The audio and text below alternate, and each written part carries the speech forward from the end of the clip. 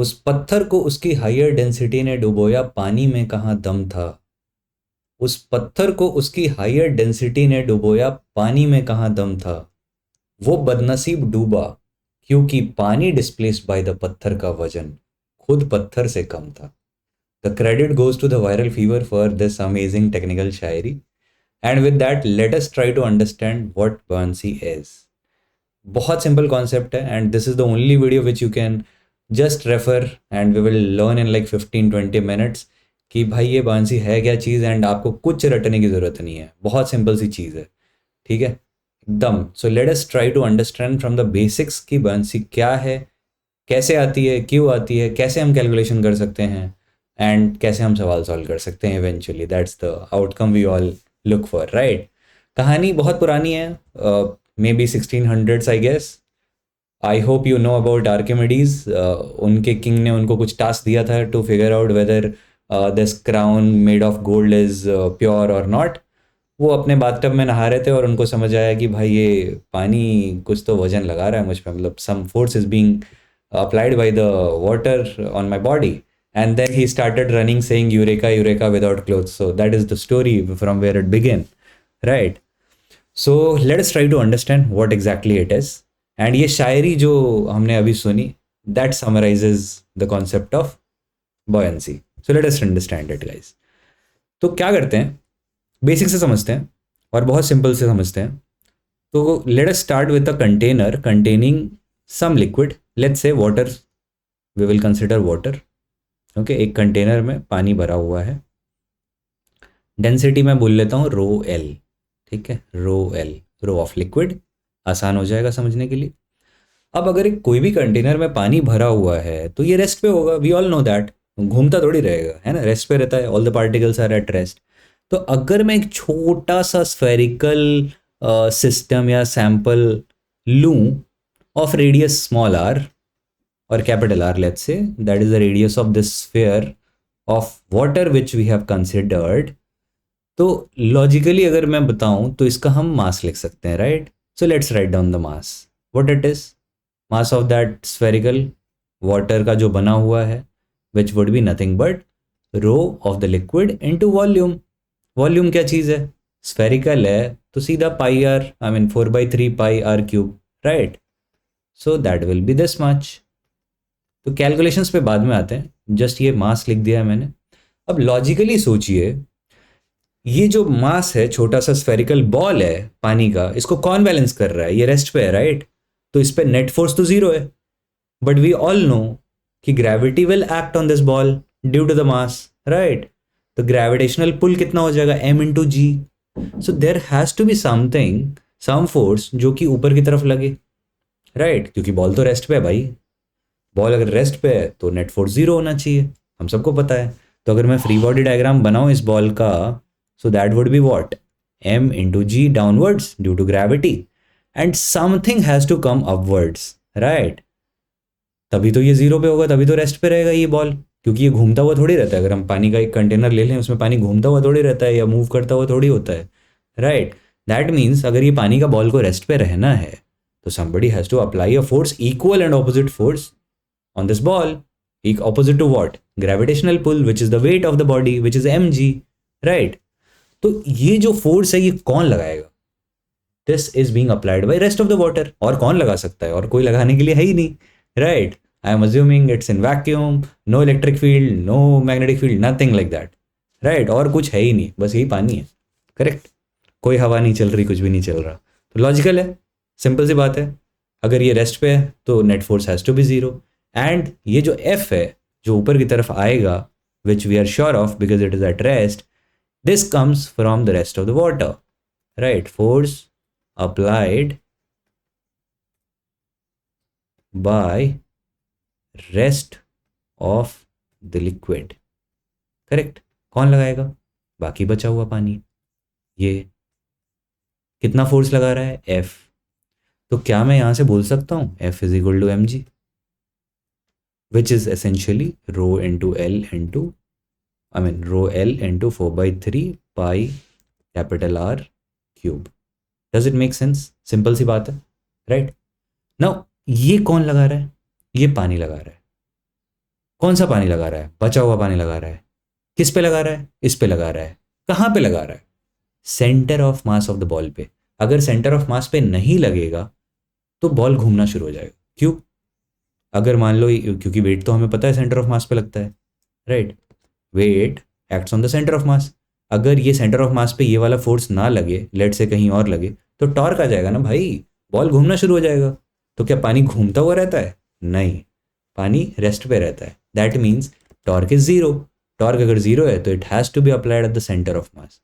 So the key takeaway from this basic setup is that कि ये जो spherical ball हमने assume किया है, इस पे बाकी बचा हुआ पानी in this container will apply an upward force which will be equal to rho L into 4 by 3 pi r cube. Simple. And this very force is the buoyant force. This very force is the buoyant force. As simple as that. कोई rocket science नहीं है, right? अब logically समझते हैं एक और example से कि क्या खास होता है. So before we move on to the next example, try to understand that this volume is nothing but the volume of the sphere, and let's keep that in mind while we discuss the next situation. अब मैं क्या बोल रहा हूँ, next situation में उस पानी को निकाल के फेंक देते हैं, सिर्फ उसी पानी को. समहाउ जस्ट अज्यूम कि बाकी बचा हुआ पानी एज इट इज रहा और मैंने वो स्फेरिकल बॉल में जो पानी था उसको निकाल के फेंक दिया. Okay, so this is my container having the पानी, एंड ये वाला जो स्पेस का जो पानी था ये मैंने निकाल के फेंक दिया, एंड बाकी बचा हुआ पानी अपनी जगह पे, just assume for the time being. And इसकी जगह पे मैंने लाके क्या रख दिया, एक स्टील बॉल. क्या रख दिया? Steel ball. Same size, same radius, everything same, only thing is density will be different, right? क्योंकि स्टील बॉल है, अलग डेंसिटी होगा, पानी का अलग डेंसिटी है. अगर मैंने एक स्टील बॉल इस जगह पे रख दिया उस पानी को फेंक के, तो बाकी बचे हुए पानी पे क्या फर्क पड़ा? कुछ नहीं. तो अगर बाकी बचे हुए पानी पे कोई फर्क नहीं पड़ा तो वो जितना फोर्स लगा रहा था उतना ही लगाएगा. So if I try to make the free body diagram of the steel ball, what it would be? Ms into G, what is the mass of the steel ball into gravity, will be downwards, and F will be upwards as it is, जो हमने देखा in the previous example, right? तो वो force तो बाकी liquid लगा रहा है वो उतना ही लगाएगा, correct? And that brings us to the interesting question whether something will float or something will get submerged, right? Float करेगा या डूब जाएगा, राइट? सो उस पत्थर को उसकी हायर डेंसिटी ने डुबोया. Let us understand how it works when it comes to density. अब लॉजिकली आप सोचो, हमें पता है कि ये स्टील बॉल है और स्टील की डेंसिटी लिक्विड से हमेशा ज़्यादा होती है, मतलब पानी से तो ज़्यादा ही होती है. कोई और लिक्विड रहेगा तो अलग बात है, बट पानी से हम बात कर रहे हैं कि पानी से तो स्टील की डेंसिटी ज़्यादा होती है. So let us try to calculate the weight of the steel ball, right? Weight of the steel ball, how much it is? ms into G, which would be rho S into volume, right? Volume is 4 by 3 pi r cube. मैंने same shape का ball लिया है, radius same रहेगा, size भी same ही है of course. So this becomes my weight of the ball. And how much was my F which we calculated? F था क्या? F basically, if we go back, F क्या था? F basically ये था, wait of the displaced liquid, correct? जितना पानी मैंने यहाँ से निकाल के फेंका वही तो F था, उसका weight, right? What is this? I mean G is missing over here, G should be there, mg है, so m is this particular thing and G is the weight. So वो जो फोर्स था वो क्या था? वो इस पर्टिकुलर पानी जिसको मैंने निकाल के फेंक दिया उसका वेट था, right? So if you look thoughtfully, it is basically the weight of the displaced liquid और द थ्रोन अवे लिक्विड जहाँ पे मैंने एक बॉल ला के रख दिया है. तो लॉजिकली अगर आप समझो तो अगर एक स्टील बॉल को पानी में अगर मैं डाल दूं, स्फेरिकल स्टील बॉल को, वो जितना पानी डिस्प्लेस करेगा एग्जैक्टली उस पानी के वेट के बराबर फोर्स ऊपर की तरफ लगेगा. And how much is that? That we have understood from the previous example. How much is that? That is basically mass of displaced water और liquid into G, and that is nothing but rho of liquid into volume of the displaced liquid into G. Now look clearly, ये वाला जो term है 4 by 3 pi r cube into G is common to both, right? Is common to both. So what does it mean? It simply means that कि rho s और rho l में जो बड़ा होगा वो बड़ा होगा, वो फोर्स बड़ा हो जाएगा, right? This is the ws, correct, this is the डब्ल्यू एस। कौन बड़ा है, डब्ल्यू एस बड़ा या एफ बड़ा? Of course rho s is bigger, that means डब्ल्यू एस इज बिगर। तो इस सिचुएशन में डब्ल्यू s is bigger than f. अगर डब्ल्यू एस एफ से बड़ा है तो वो डूब जाएगा, नीचे की तरफ फोर्स ज्यादा है, डूब जाएगा। And we all know that steel ball goes down right inside पानी, वाटर की बात कर रहा हूं मैं। तो लॉजिकली यहां से ये चीज भी स्टेब्लिश होती है विद दिस एग्जाम्पल कि if the forces are not equal and whichever is higher, that will decide whether it will float और it will I mean get inside water. डूबेगा या फ्लोट करेगा? जब फ्लोट करेगा तो इक्वल होगा, ज्यादा नहीं हो जाएगा, बाइंड फोर्स ज्यादा नहीं हो जाएगी उसकी वेट से, उसके वेट के बराबर ही फोर्स लगाएगा। Correct. I hope this makes it clear to you कि how we are using the concept of buoyancy. बहुत सिंपल सी बात है। नाउ अब कोई ज़रूरी थोड़ी है कि पूरा का पूरा, अगर मैं कोई और ब्लॉक ले लूँ, वुडन ब्लॉक ले लूँ, तो कोई ज़रूरी थोड़ी है कि पूरा का पूरा वुडन ब्लॉक पानी के अंदर ही होना चाहिए। पार्शियली भी तो अंदर हो सकता है, right? So that's a very popular sort of a question which is being asked in various examinations. ऐसी सिचुएशन वाली जिसको एक बार समझते हैं कि कैसे कैलकुलेट किया जा सकता है। पूछा जा सकता है कि लेट्स से एक वुडन ब्लॉक है, पानी में ऐसे फ्लोट कर रहा है, राइट? डेंसिटी दिया हुआ है, let's say this is 2 rho, this is let's say rho by, I mean रो ही ले लेते हैं फिलहाल, सिंपल रहेगा। और we can consider this as a 3 rho, so that answer थोड़ा सा डिफरेंट है, राइट? सो रो है और 3 रो की लिक्विड है, right? Let's say the base area of the base, let's say cubical है या क्यूबॉइडल है, वट एवर इट इज। मुझे ये कैलकुलेट करना है कि कितना पानी के अंदर है और कितना बाहर है, दैट्स ऑल। तो कितना पानी के अंदर है निकाल लो, तो बाहर तो पता लग ही जाएगा, राइट? तो कैसे निकालूं मैं? तो मुझे एक कॉन्सेप्ट जो मैंने अभी भी सीखी है कि buoyant force is nothing but weight of displaced liquid. Buoyant force is nothing but weight of displaced liquid, that is what we have understood. Weight of displaced liquid, जितना मैं पानी निकाल के फेंका, वो स्फेरिकल वाला पानी निकाल के फेंका, उसका जितना वेट था उतना ही तो मेरे पे लग रहा था, right? That is what the buoyant force is. So that is what we से।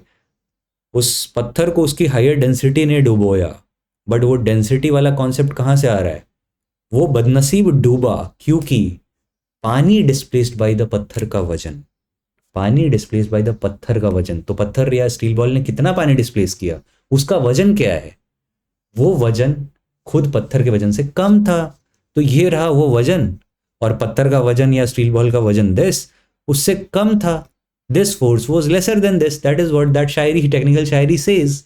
तो वो शायरी भी इस कॉन्सेप्ट को बहुत अच्छे से डिपिक्ट करती है। तो even if you remember that, it's a simple thing, you will never forget, right?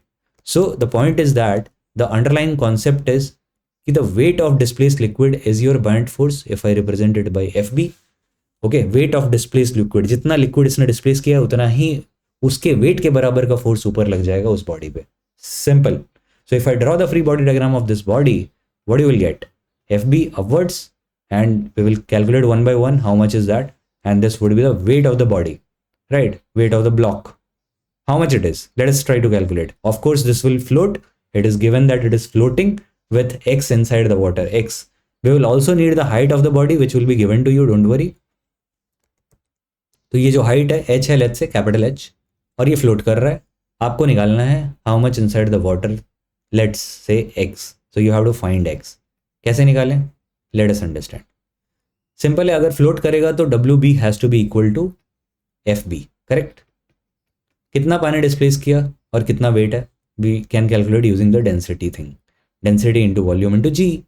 Density of the wood और the block into volume of the block into gravity is equal to rho of liquid into volume displaced into G. Now let us one by one, let us try to replace the values.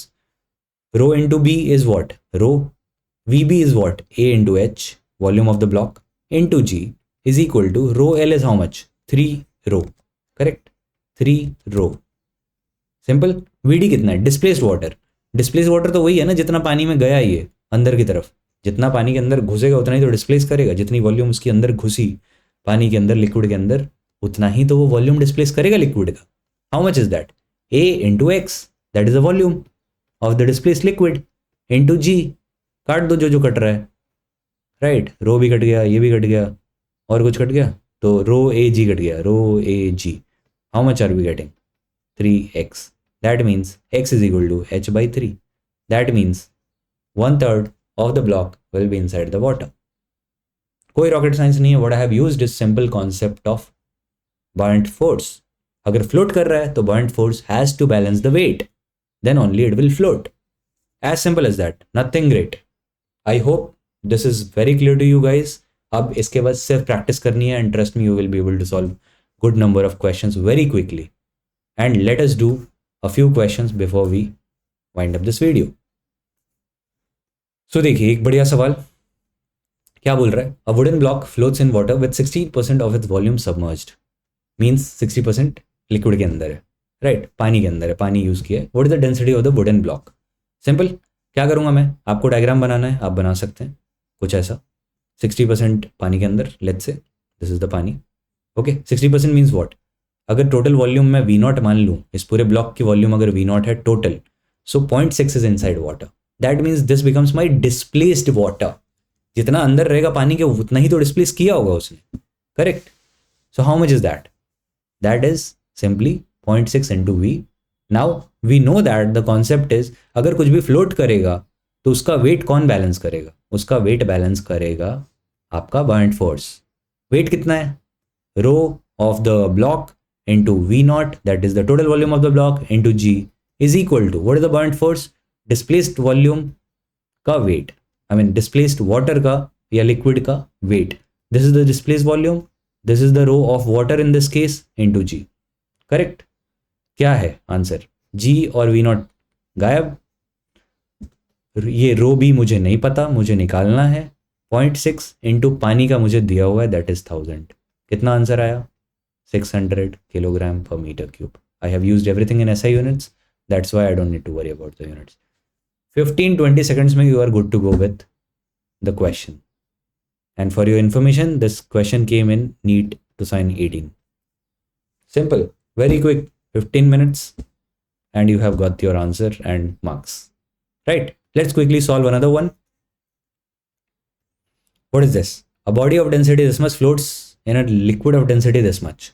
दोनों density दी हुई है. What is the fraction of body volume which is outside the liquid? Minded outside the liquid बोला है, inside नहीं. तो इस time पे थोड़ा सा सोचना पड़ेगा आपको, ठीक है. तो अगेन डायग्राम बना लो आप, करेक्ट. कुछ ऐसा डायग्राम बना लो. तो ये हो गया मेरा inside the liquid, let's say, okay. And ये हो गया outside the liquid. So let's say it is x. Rather than I would suggest कि आप एक्स अज्यूम मत करो, आप सीधा ये अज्यूम करो कि टोटल वॉल्यूम V0 है और एक्स इंटू V0 बाहर है. एक्स इंटू V0 वॉल्यूम बाहर है पानी के, तो अंदर कितना बचा? 1 माइनस एक्स इंटू V0.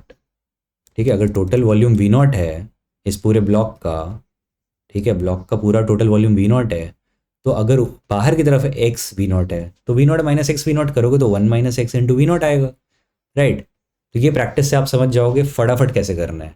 ये मैं समझाने के लिए आपको टाइम लगा रहा हूँ, वरना 15-20 सेकंड से ज़्यादा, इस हाफ मिनट मैक्स इस सवाल में आपको लगाना है and you can do it, that's all. तो ये वॉल्यूम मेरा सबमर्ज्ड है, मैं सीधा इक्वेशन लिखूंगा. FB is what?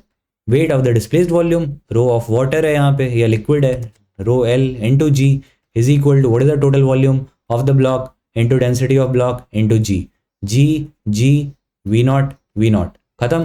1 minus x is equal to rho L is how much? Liquid 1200 is equal to rho into B, I mean rho B, that is 800. खत्म. How much it is coming? 1 minus x is equal to 800 by 1200. आपको सीधा सीधा दिखना चाहिए, ये 2/3 है, correct. फटाफट एकदम. अगर वो 2/3 है तो 1 माइनस 2/3 इस तरफ आएगा, correct. 1 minus 2/3 is equal to x उस तरफ जाएगा, तो x will be 1/3. Mind it, answer खत्म. That's all. सिंपल सा सवाल है, कोई रॉकेट साइंस नहीं है. Good. So I hope you like the video. With that, wish you all the best. Keep practicing and I'll see you in the next. All the best.